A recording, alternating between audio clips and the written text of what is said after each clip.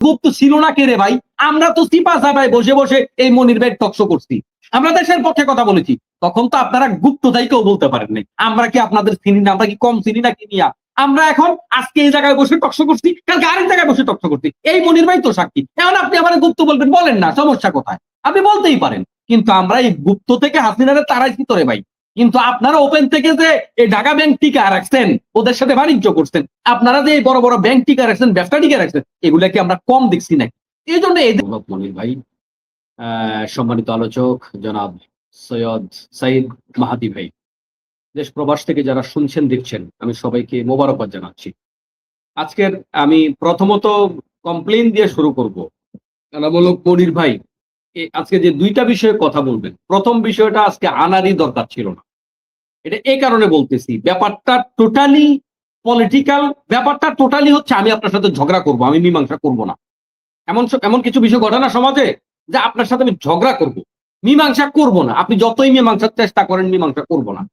এ আওয়ামী লীগ জামাত ইসলামের সাথে সংসার করেছে, বিএনপিও সংসার করেছে। তখন আপনি ক্ষমা চাওয়ার কথা কেন আনলেন না? তখন আপনার ক্ষমা চাওয়ার কথা বলতে সমস্যাটা কোথায় ছিল? আর একটা ডাহা মিথ্যা কথা হচ্ছে এই যে এভাবে চায় না, এভাবে চাইতে হবে, ওভাবে চাইতে হবে। অধ্যাপক গোলাম আজম মরহুম তিনি এই এই ব্যাপারে বেশ কয়েকবার ক্ষমা চেয়েছেন। আর বর্তমান আমিরে জামাত যিনি, আগের অধ্যাপক গোলাম আজম সাহেব বাইতুল মোকাররমের উত্তর গেটে ক্ষমা চেয়েছেন জনসম্মুখে। বর্তমান আমিরে জামাত যিনি, তিনি খোলামেলা কথাবার্তা বলেছেন যে আমরা অতীতের আর কোনো রেস্ট রাখতে চাই না। এবার নির্বাচন পারপাসে নির্বাচনের আগে তিনি অন্তত লন্ডনে ক্ষমা চেয়েছেন, বাংলাদেশে এসে ক্ষমা চেয়েছেন, কয়েকটা প্রোগ্রামে একেবারে মিডিয়ার সামনে খোলামেলা বলেছেন। তখন একজন সাংবাদিক বার্গেনিং করার চেষ্টা করেছিল, তখন তিনি বলেছেন আপনি বলেন আর কিভাবে ক্ষমা চাইলে এটাকে ক্ষমা চাওয়া বলে। তো ব্যাপারটা হলো, আপনি যত কথাই বলেন বিচার মানি তাল গাছ কিন্তু আমার। আসলে তাদের কাছে বলার মতো কিছুই নেই। যেমন ধরুন, গত 1 মাসের বিএনপির বিরোধিতার ধরন দেখেন। জামাতের এক এমপি ওয়াশিং মেশিন চাইছে, আমরা এটা নিয়ে বিব্রত বোধ করছি যে এটা কেন করলো উনি, আমরা এটার বিরোধিতাও করি, এটা করতে পারে না। পরে দেখলাম যে স্পিকার স্বয়ং নিজেই বলছে উনি তো ওনার জন্য চায় না, উনি তো সকল সদস্য, আমি পরে ভিডিওটা আবার টেনে দেখছিলাম, উনি তো সকল সদস্যদের কথা বলছেন। তো সকল সদস্যদের কথা বললে তো আর ওনার দোষ হওয়ার কথা না। তারপরে এই সামান্য জিনিস এটা ওখানে বলার কথা নয়। এইটা কিন্তু ধরেন বিএনপি 1 সপ্তাহ একটা খোরাক পাইছে, বিশাল ব্যাপার। 1 সপ্তাহ ফেসবুক গরম করছে এটা দিয়া। পরে গত 10-15 দিন আগে ছাত্র শিবিরের কোন একটা বিভাগের সহকারী, এরা বলতেছে জাতীয় নেতা, কি বলে যে কেন্দ্রীয় নেতা। আসলে কেন্দ্রীয় নেতা না, ওই কেন্দ্রে যে বিভাগগুলো থাকে একটা বিভাগের সে সহকারী। যাই হোক, সে তো আর ফেরেশতা না। এখন সে কোন এক মেয়ের সাথে তার সম্পর্ক আছে, এটা প্রাথমিকভাবে প্রমাণ হওয়ার পরে ছাত্র শিবির তাকে আপনার বহিষ্কার করে। এইটা নিয়ে তো মোটামুটি এখনো পর্যন্ত শেষ হয় নাই। প্রমাণ করার চেষ্টা করতে সরকারের জান বের হয়ে যাচ্ছে, এদেরকে লুকায় রাখছে, আটকে রাখছে, বাদী পক্ষ বিবাদী পক্ষ কারোর সাথে কথা বলতে দিবে না। এরকম একটা হাড্ডি যখন বিএনপি পায় না, ওই হাড্ডি নিয়ে জান তেজপাতা করে ফেলায়, কেমনে ভাইরাল করা যায়। অথচ আপনি একদিনের হিস্ট্রি খোঁজেন, মানে আজকে একদিনেরটাও যে আপনি একটু অনলাইনে খোঁজেন, ধরেন আজকে দেখবেন ছাগল চুরিতে ধরা খাইছে, আজকে একদিন আপনি গরু চুরি ধরাও পাবেন, আপনি আজকে একদিনে দর্শনও পাবেন, আপনি আজকে একদিনে দেখবেন যে অমুকের চোখ উঠে ফেলছে, অমুকের হাত কেটে ফেলছে, অমুকের পাও কেটে ফেলছে, অমুক 10 মণ গাঁজা নিয়ে ধরা খাইছে, অমুক এটা করছে ওইটা করছে, অমুক এখান দিয়ে খালকে কি বলে যে দুর্নীতি করে ফেলছে, অমুক ওই জায়গায় মাটি কেটে নিয়ে গেছে, অমুক ওখানে নদী দখল দিয়ে ফেলছে। আপনি একদিনের দুর্নীতি, একদিনের অকারেন্স যদি আপনি টানেন হিস্ট্রি, তাহলে জামাত শিবিরের 1 বছরের হিস্ট্রিও হবে না। তো জামাত শিবির কি ফেরেশতা নাকি? আর জামাত কিরা বলে নাকি, দাবি করে নাকি যে আমরা ফেরেশতার দল, আমাদের দলে কোনো ভুল নেই? জামাত ইসলাম কিরা কখনো বলে নাকি? কখনোই বলে না। অতএব জামাত ইসলামের ভিতরে আছে, এই একটা হাড্ডি পাইলে ওরা 1 সপ্তাহ ধরে এটার চিবায়। কিন্তু বাকি বিষয়ের খবর কি? বাকি বিষয়ের খবর কি? আপনি খুন নিয়ে কি বলবেন? আপনি দর্শন নিয়ে কি বলবেন? আপনি দুর্নীতি নিয়ে কি বলবেন? আজকের এই যে আমাদের বাংলাদেশ ছাড়াও পৃথিবীর অন্যান্য দেশগুলাতে কি এরকম স্বাধীন হওয়ার নজির আছে না? ওরা কি 50 বছর পরে, 55 বছর পরে পক্ষের কে বিপক্ষের কে এটা নিয়ে বার্গেনিং করে? এরকম দেশ পৃথিবীর একটা পাবেন? এরকম অসভ্যতা পৃথিবীর কোথাও আছে? মূলত হচ্ছে দেশটাকে লুটে পুটে বরবাদ করে দিয়ে আওয়ামী লীগ চলে গেছে, ওরা এখন খাওয়ার জন্য আসছে। জামাত ইসলামের মতো পবিত্র সংগঠনের ব্যাপারে মোকাবেলা করার মতো, মানে বলার মতো এদের হাতে কিছু নাই তো আসলে। জামাত আমি ফ্রেশ বলছি না, মানে এদের অপরাধের যদি আপনি করেন, মানে অনুপাত করেন, মানে জামাত আর বিএনপি যদি অনুপাত করেন, এটা ধারে কাছেও নাই। যখন দেখে যে আমাদের এদেরকে ঠেকানোর মতো ঠকানোর মতো আসলে আর কিছু নেই, তখন বলে যে এরা গুপ্ত। তো গুপ্ত ছিল না কে রে ভাই? আমরা তো সিপা সাপায় বসে বসে এই মনির ভাই টকশো করছি, আমরা দেশের পক্ষে কথা বলেছি। তখন তো আপনারা গুপ্ত তাই কেউ বলতে পারেন নাই। আমরা কি আপনাদের চিনি না? আমরা কি কম চিনি না কি নিয়া? আমরা এখন আজকে এই জায়গায় বসে টকশো করছি, কালকে আরেক জায়গায় বসে টকশো করছি। এই মনির ভাই তো সাক্ষী। এখন আপনি আমার গুপ্ত বলবেন, বলেন না, সমস্যা কোথায়? আপনি বলতেই পারেন। কিন্তু আমরা এই গুপ্ত থেকে হাসিনারে তারাইছি তোরে ভাই। কিন্তু আপনারা ওপেন থেকে যে এই ঢাকা ব্যাংক টিকা রাখছেন, ওদের সাথে বাণিজ্য করছেন, আপনারা যে এই বড় বড় ব্যাংক টিকা রাখছেন, ব্যবসা টিকা রাখছেন, এগুলা কি আমরা কম দেখছি নাকি? এই জন্য এদের কাছে আসলে বলার মতো যখন কিছু থাকে না, তখন এরা এই ব্যাপারগুলো নিয়ে আসে। তবে কি বলে যে সাইদ মাহাদি ভাই তিনি যে এই কথাটা বলেছেন যে বিরোধিতার জন্য বিরোধিতা, হ্যাঁ যদি এটা হয়ে থাকে তাইলে এখানে মাইন্ড করার কিছু নাই। আর যদি না এটা সিরিয়াস ব্যাপার হয়ে থাকে তাইলে ভাই কথা আছে। ডাক্তার শফিকুর রহমান তিনি যে আজকেও তার বক্তব্য শুনেছি, বারবার করে বলার চেষ্টা করেছেন আসেন আমরা একসাথে দেশ গড়ি, আসেন একসাথে দেশ গড়ি। আপনি কি মনে করেন বর্তমান ক্ষমতাসীন বিএনপি নিরপেক্ষ বিচার করলে এরা কি হাসিনার চাইতে শক্তিশালী? এদের ক্ষমতাটা অবস্থানটা মোটেও না।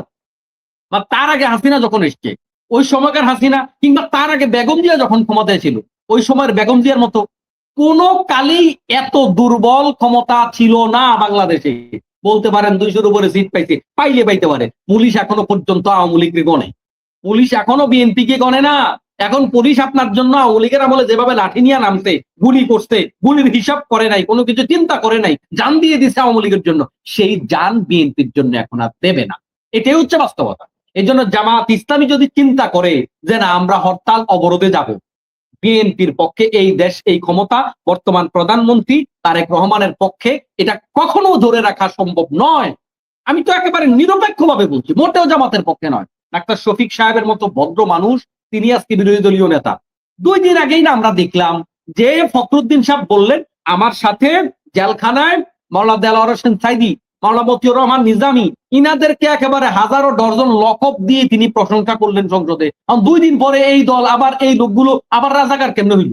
2 দিন আগে না আপনি প্রশংসা করলেন, আপনি এক মুখে এত কথা বলেন কেন? আপনার বাপ কি ছিল জাতি কি জানে না? এই সমস্ত পুরাতন কথা উঠাইয়া ভাই কথা বললে কথা অনেক, এই ঝগড়া বাড়াইয়া জাতির মধ্যে দ্বিধা বিভক্তি বাড়াইয়া লাভটা কি? অপরদিকে আপনাদের ম্যাক্সিমাম কর্মী হলো মূর্খ। এখন আপনারা একটু বলবেন এই কর্মীরা মাঠে লেগে যাবে মারামারি। ভাই আল্লাহ দোহাই লাগে, আমরা এই মারামারিটা আমরা আর চাই না। একেবারে আল্লাহকে সাক্ষী রেখে বলছে আমরা এটা চাই না। আমরা চাই একটা সুন্দর বাংলাদেশ হোক। ডাক্তার শফিক সাহেব যে বিরোধিতা গুলা করতে পারতো, হরতাল অবরোধ অন্যান্য যেগুলো করতে পারতো, সেগুলা না করে তিনি যেভাবে সংসদকে প্রতিবাদ এবং সমালোচনার জায়গা হিসেবে গ্রহণ করেছেন, আসেন আমরা একে অপরের সমালোচনা করব, কিন্তু সেই সমালোচনা গালি থাকবে না। এই যে আজকে 71 শুরু করছেন, আবার আবার যে গুপ্ত শুরু করছেন, আবার বট শুরু করছেন। ভাই এই যে মারদিয়া মমতাজ, আমি গত টকশোতেও বলেছিলাম জামাত ইসলামীর সরাসরি তিনি কোনো দায়িত্বশীল না। তো এর বাহিরেও তো কিছু লোককে জামাত ইসলাম মনে দিন, তারা শিক্ষাবিদ, উনি তো আর জামাতের মানে পদধারী দায়িত্বশীল না। মানে আমরা যদি তর্কের জন্য সাবজেক্ট নিয়ে আসি, তাহলে আপনি 10টা বলবেন, আমি আপনার বিরুদ্ধে 15টা কথা বলতে পারবো। আমি যেটা বলতে চাই, এদেশের মেজর প্রবলেম যেই কারণে আমরা পিছিয়ে আছি, যে কারণে আমরা ভিক্ষা করতে হয়, আমাদের দুর্নীতিটা কেমনে বন্ধ করা যায়। সরকারি দল বিরোধী দল মিলে সিদ্ধান্ত নেন। আমাদের এই দেশ থেকে 28 লক্ষ কোটি টাকা দেশের বাইরে পাচার হয়েছে, এই টাকাটাকে আমরা কিভাবে নিয়ে আসতে পারি? আমাদের প্রবাসী ভাইয়েরা চরম দুঃখ তাদের জীবনে, বিমানবন্দরে কোনো নিরাপত্তা নাই, এদেশের হাজিরা পর্যন্ত কোনো নিরাপত্তা পায় না।